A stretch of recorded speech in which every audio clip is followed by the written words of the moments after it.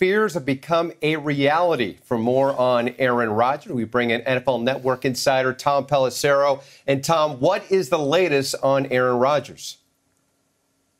Well, as expected, an MRI confirmed just a short time ago that Aaron Rodgers suffered a complete tear of his left Achilles tendon. That means that Rodgers, barring a miracle long shot comeback in the playoffs, is done for the 2023 regular season.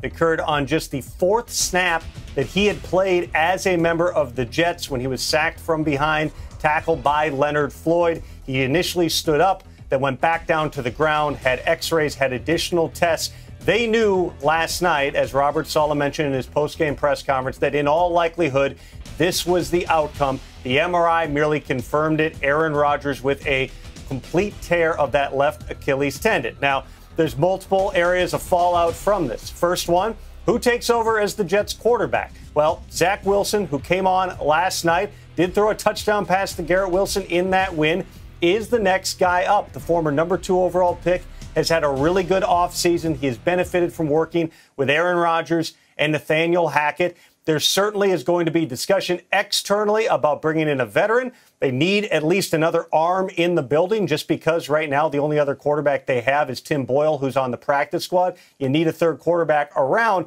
But to the idea that they're going to make a big trade or find somebody else, as one person with the Jets put it to me earlier today, there's nobody out there who's going to be an upgrade over what we potentially can get out of Zach Wilson. Maybe that changes, Will, weeks or months down the line. But as of now, they are rolling with Wilson as their new QB1. They're rolling with what they've got, but if there were some names out there that could potentially fill the need, who could potentially be those names out there, Tom? Well, some of the names that would be available right now, Matt Ryan is a free agent. He was in the broadcast booth a couple of days ago calling the Vikings-Buccaneers game.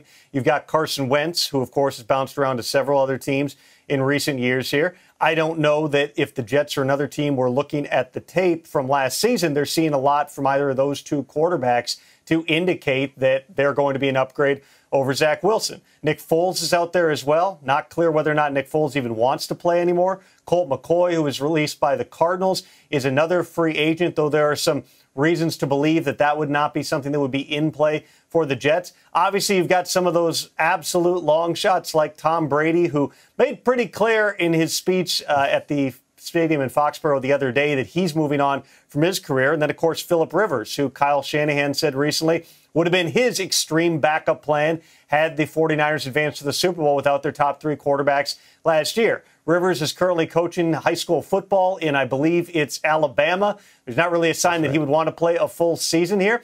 There'd be other potential quarterbacks out there. There's some teams with depth. Case Keenum is on the Texans roster, kind of buried on their depth chart. The Steelers have 3 quarterbacks who have played a lot of games. But right now, the focus is on getting Zach Wilson ready. They've got a defense, Will, that's really, really good, as they showed last night against the Bills. Yeah. They can run the football with Breece Hall and Dalvin Cook. They got playmakers like Garrett Wilson. In other words, Zach Wilson should be better set up to potentially